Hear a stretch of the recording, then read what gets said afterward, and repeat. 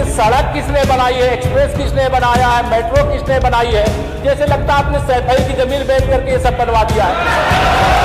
तुमने घर के अपने पिताजी से पैसा लाते हो बनाने के लिए? तुमने राशन डाला है तो पिताजी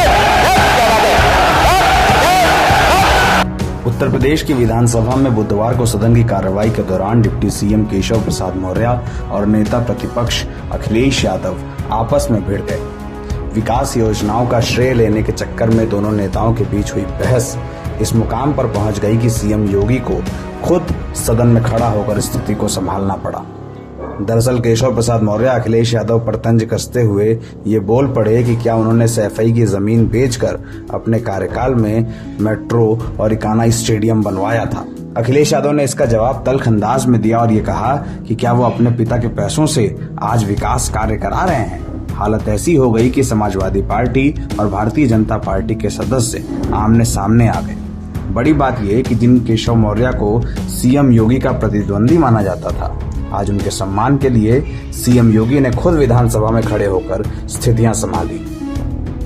सीएम योगी ने सदन में खड़ा होकर न सिर्फ केशव का पक्ष लिया, बल्कि ये भी कहा कि सदन की किसी भी कार्रवाई के दौरान रनिंग कमेंट्री करने का कोई मतलब नहीं है और अखिलेश यादव को सदन की कार्रवाई का सलीका सीखना चाहिए। योगी ने यह भी कहा कि ये गलत परंपरा है और अगर ये चलती रही तो आने वाली पीढ़ियां भी इसका अनुसरण करेंगी। सुनिए केशव मौर्य का पक्ष लेते हुए योगी ने विधानसभा में क्या कहा। एक घंटे से अधिक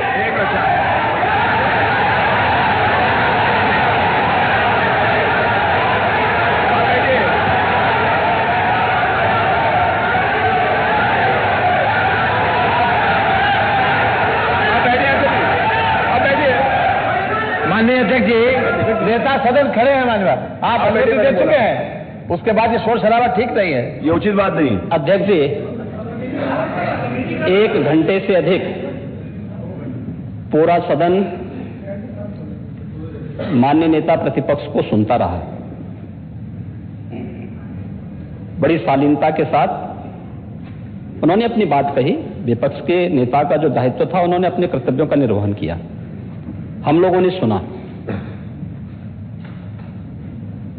इस सदन में और सरकार के उप मुख्यमंत्री अपनी बात को रख रहे हैं, बीच में रनिंग कमेंट्री का मतलब क्या है? और दूसरा, एक सम्मानित नेता के खिलाफ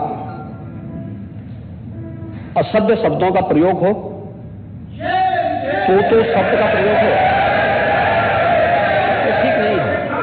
और मैं बड़ी विनम्रता से कहूंगा नेता प्रतिपक्ष को कि आपको इतना उत्तेजित नहीं होना चाहिए।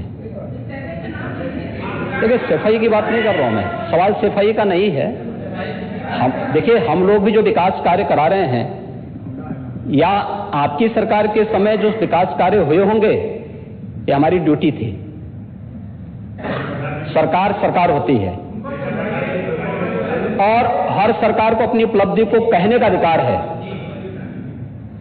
माननीय उप मुख्यमंत्री जी ने बिल्कुल सही कहा कि विकास, आपने कहा, आप विकास की जब चर्चा हुई तो उन्होंने जो बातें कही बिल्कुल ठीक ढंग से की थी। आपके यहां के दूसरे नेता या जब माननीय उप मुख्यमंत्री का यहां पर भाषण संपन्न होता, उसके बाद अपनी बात आप लोग कह सकते थे। लेकिन देखिए, मैं कल भी देख रहा था, कल माननीय वित्त मंत्री जी यहां पे जवाब देने के लिए खड़े हुए, उन पर जिस तरीके की भाषा का प्रयोग उस समय किया गया, आज फिर हम देख रहे हैं। देखिए, लोकतंत्र में हर सदस्य को सदन में अपनी बात रखने का पूरा अधिकार है, और अगर आप कहेंगे तो कैसे इस बात की अपेक्षा रखते हैं कि इस पार से उसका जवाब नहीं मिलेगा? पूरे एक घंटे से अधिक समय तक पूरा सदन और खासतौर पर सत्ता पक्ष से जुड़े हुए सभी मान्य सदस्यों ने आपकी बात को बहुत ध्यान से सुना। देखिए, सहमत होना ना होना अपना विषय है, नहीं, सवाल दूसरा नहीं। देखिए, सवाल, देखिए, सफाई भी इसी प्रदेश का हिस्सा। अध्यक्ष महोदय, सवाल ये नहीं है, मैं सुनने को तैयार हूं। अच्छा, मुख्यमंत्री बोल रहे हैं, सफाई भी तो इसी प्रदेश का हिस्सा है। नहीं, सफाई, देखिए भाषा आप उसको बाद में बोल सकते हैं। देखिए, हमारी सहमति असहमति हो सकती है, देखिए हमारी असहमति असहमति हो सकती है किसी बात पर, हम बाद में इस बात को करेक्शन करा सकते हैं, लेकिन तो मैंने शब्द का प्रयोग नहीं किया जाना चाहिए और किसी भी असभ्य भाषा का प्रयोग नहीं होना चाहिए। और मैं माननीय अध्यक्ष जी से अनुरोध करूंगा कि अगर इस प्रकार की शब्दावली प्रोसीडिंग का हिस्सा बनी है तो कृपया उसको हटवा दें, क्योंकि ये गलत परंपरा होगी और मैसेज का देश के अंदर खराब जाएगा। हमें हमेशा इस बात को ध्यान में रखना होगा, सदन की मर्यादा का ध्यान हर हाल में बनाए रखना होगा। दूसरा, जब एक सदस्य बोल रहा हो तो सदस्य के बीच, और खासतौर पर उप मुख्यमंत्री बोल रहे हो तो बीच में रनिंग कमेंट्री करना, बीच में धमकी देना, ये चीजें ठीक नहीं है और मुझे लगता है सदन की मर्यादाएं इससे आहत होती हैं। कोई भी इसको नहीं स्वीकार करेगा और मैं विनम्रता से कहूंगा, माननीय नेता प्रतिपक्ष को उनका सम्मान है, वे सबसे बड़े विपक्षी दल के नेता हैं और मुझे लगता है कि इस मर्यादा की अपेक्षा केवल सत्ता पक्ष से ही न करें, विपक्ष भी उस मर्यादा का पालन करेगा तो दोनों का सम्मान बना रहेगा और ये सम्मान दोनों का बना रहे। देखिए, सहमति और सहमति लोकतंत्र की ताकत है, या आवश्यक नहीं, हम ये नहीं कहते हमारी बात से सहमत हूं, या मैं ये भी नहीं कह सकता कि मैं आपकी बात से सहमत हूं। जब मेरी बारी आएगी, मैंने तो पूरे 1 घंटे तक आपकी बात को सुना, मेरी बारी जब मेरे दल की ओर से मेरी बारी लगाई जाएगी, मैं उस दिन अपनी बात को यहां पे रखूंगा। मैंने आपके पूरे भाषण को इसीलिए सुना ही नहीं, प्रोसीडिंग मंगाऊंगा, फिर देखूंगा, उसका पूरा जवाब भी दूंगा यहां सदन पे और मैं उम्मीद करूंगा कि सभी विपक्षी नेतागण उस दिन यहां पर हमारे बात को भी सुनेंगे। लेकिन एक सरकार के वरिष्ठतम नेता में से एक और उप मुख्यमंत्री जो लगातार दूसरी बार उप मुख्यमंत्री हो रहे हैं, उनके द्वारा अपनी बात को रखा जा रहा हो, मुझे लगता है शालीनता से हमें सुनना चाहिए।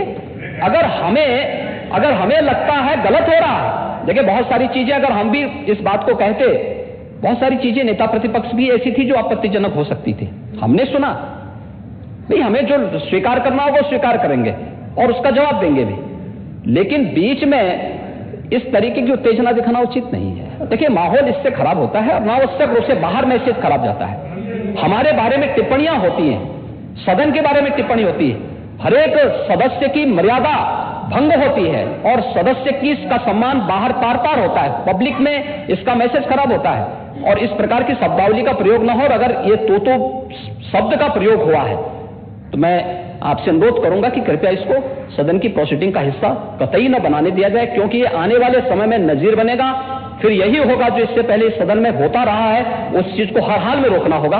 और मैं आपसे विनम्र अनुरोध करूंगा कि ये रनिंग कमेंट्री, बीच में धमकी देना, ये चीजें बंद होनी चाहिए। अच्छा होगा कि